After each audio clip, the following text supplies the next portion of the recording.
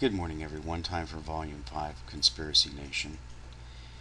I'm going to go fairly quickly because I still have the 15-minute barrier. If you've visited my channel recently, you'll notice that the Petrodollar Explained is the feature video that's on the channel. If you watch this video, you'll understand the explanation of how U.S. hegemony is achieved and is continued under this current petrodollar system. I wanted to look at the rise and fall of kingdoms. Now, for those of you who are not into Bible prophecy and those of you who are not Christians, you may want to skip this one. I'm eventually going to have my Christian channel up and running, but I felt this was important, so I'm going to include this here. This is going to be quite a bit of a biblical history lesson for some of you. First, I'm going to start off with the first mention of this man, Nebuchadnezzar. He's mentioned in Jeremiah 25. And God speaks of him. He says, "Therefore thus saith the Lord of hosts, because ye have not heard my words, behold, I will send and take all the families of the north, saith the Lord, and Nebuchadnezzar, the king of Babylon, my servant, and will bring them against this land and against the inhabitants thereof, and against all these nations round about, and I will utterly destroy them, and make them an astonishment and a hissing and perpetual desolations." So this is the pronouncement of judgment against the kingdom of Judah. The kingdom of Israel had already been carried off into captivity, but Judah and Jerusalem still stood, but they had rebelled so much against the Lord, he pronounced judgment against them and brought the king of Babylon against them.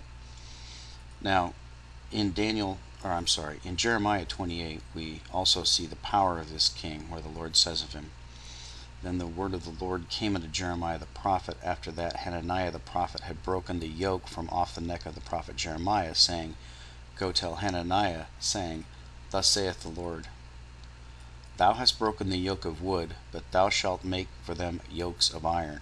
For thus saith the Lord of hosts, the God of Israel, I have put a yoke of iron upon the neck of all these nations, that they may serve Nebuchadnezzar king of Babylon, and they shall serve him.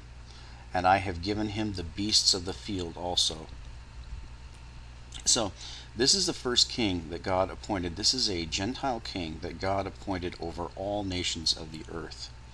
Now, if we go to the book of Daniel, Daniel chapter 4, this is actually the only book in the Bible, as far as I know, that is written by a Gentile.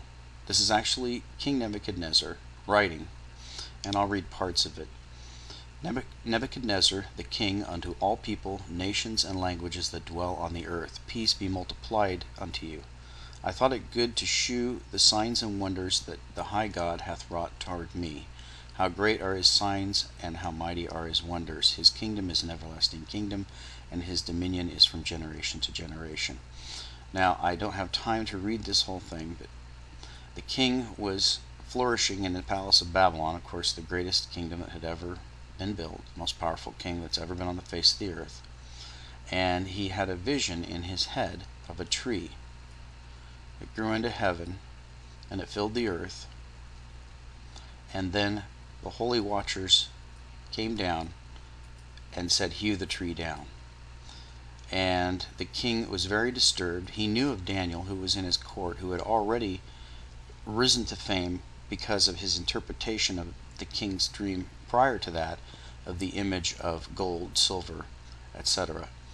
So he knew that Daniel, who he had named Belteshazzar, that he needed to understand this dream, and that Daniel had the ability given by God to interpret this dream. So he explains it. "Then Daniel, whose name was Belteshazzar, was astonied for 1 hour, and his thoughts troubled him. The king spake and said, Belteshazzar, let not the dream or the interpretation thereof trouble thee." And then Daniel answers, of course, that the dream hopefully would be to the king's enemies, because it's a prophecy that the king will spend 7 years dwelling in the wilderness. Basically, it says, and you'll have to read this yourself, that the king would lose his mind and he'd spend 7 years. And it came to pass because all this great time, the king Nebuchadnezzar, at the end of 12 months, he walked to the palace of the kingdom of Babylon. The king spake and said, Is not this great Babylon that I have built for the house of of the kingdom by the might of my power and for honor of my majesty. While the word was in the king's mouth, there fell a voice from heaven, saying, O King Nebuchadnezzar, to thee it is spoken, the kingdom is departed from thee. And most of you know the story. After 7 years of dwelling with the beasts of the field, his sanity returns to him, and he's humbled, and he recognizes that God determines which kingdoms rise, which kingdoms fall, and which kingdoms are given to which people. And he says, At the same time my reason returned unto me, and for the glory of my kingdom mine honor and brightness returned unto me, and my counselors and my lords sought unto me. I was established in my kingdom, and excellent majesty was added unto me. Now I, Nebuchadnezzar, praise and extol and honor the King of heaven, all whose works are truth and his ways judgment, and those that walk in pride he is able to abase. So that is the rise of the greatest king that's ever existed on the face of the earth. It also has to do with the rise of the prophet Daniel. Now the prophet Daniel will go on to give us the history of the rest of the world, especially as the involvement of the Gentiles with the children of Israel. This Nebuchadnezzar is involved with us getting the information about the kingdoms that would ultimately rule until the end, but Daniel is then given more specific information about later kingdoms, and I'm going to go to those now. If we jump over to Daniel 7, and this is in the reign of the first year of the king of Belshazzar, who was the son. It's described as a son. I believe it was the grandson of Nebuchadnezzar. Anyway, Daniel was given a vision about the other future kingdoms. I'm going to read this vision. I saw in my vision by night, and behold, the four winds of heaven strove upon the great sea. And four great beasts came up from the sea, diverse from one another. The first was like a lion, and had eagle's wings. I beheld till the wings thereof were plucked, and it was lifted from the earth, and made to stand upon the feet of a man. And a man's heart was given to it. And behold, another beast, like a bear, and it raised itself upon one side, and it had 3 ribs in the mouth of it between the teeth of it. And they said thus unto it, Arise, devour much flesh. After this I beheld, and lo, another like a leopard, which had upon the back of it 4 wings of a fowl. The beast also had 4 heads, and dominion was given to it. After this I saw in the night visions, and he goes on to describe the 4th beast. Now, most interpreters have concluded that this prophecy matches the prophecy of Daniel 2 with the statue and the kingdoms of Babylon, Medo-Persia, Greece, and ultimately Rome, which will be this 4th beast as well. Unfortunately for them, those interpretations aren't valid, and I'm going to show you why that's not valid.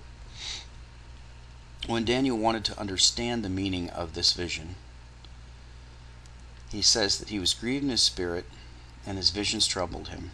And then it says, I came near unto one of them that stood by, and asked him of the truth of all this. So he told me, and made me know the interpretation of these things.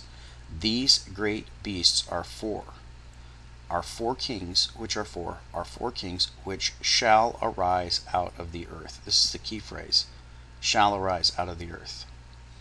So the traditional interpretation that these are Babylon, Medo-Persia, Greece, and Rome cannot be true, because Daniel was in the kingdom of Babylon. Ultimately, he was under Medo-Persia, under King Darius. So these 4 are new. They'll arise in the future. Now, this is interpretation from Noah Hutchings, and I believe he's correct. These are actually future kingdoms that would have dominance over the earth. The first one is a lion with eagle's wings. Now, it's my belief that this lion with eagle's wings is actually the Anglo-American Empire. The lion is Britain, and the eagle's wings is America, and obviously the air power that America is known for. This is one of the kingdoms that will dominate prior to the rise of the revived Roman Empire. The next kingdom is a bear. And we know another very powerful kingdom that has has existed recently on the face of the earth is the Soviet Union, which is known for being a bear, and there's a lot of other reasons I can't go into. But the next beast is like a leopard. Now, it's my opinion we have not seen this beast arise, and as the, I'll use the term Illuminati, New World Order, all the rest of these people are planning for a world empire, I don't think it's in the cards. And here's the reason why. I haven't seen the leopard arise. The leopard has upon its back 4 wings of a fowl. I don't know what that means. So you tell me. But let me give you some information here. This map is a map of the leopard's range. Traditionally, this was the primary range of the leopard. Today, the gray areas are obviously more dominant. The red areas are where the leopard used to be, but the gray areas are where they are. So the 3 primary areas of the leopard are China, India and its environs, and Africa. So if we were just to go by this impression, and I'm not saying this is accurate, but if it is accurate, then the next power that will arise after the decline of the Anglo-American Empire will be a Sino-Indian African Empire. Are we seeing that today?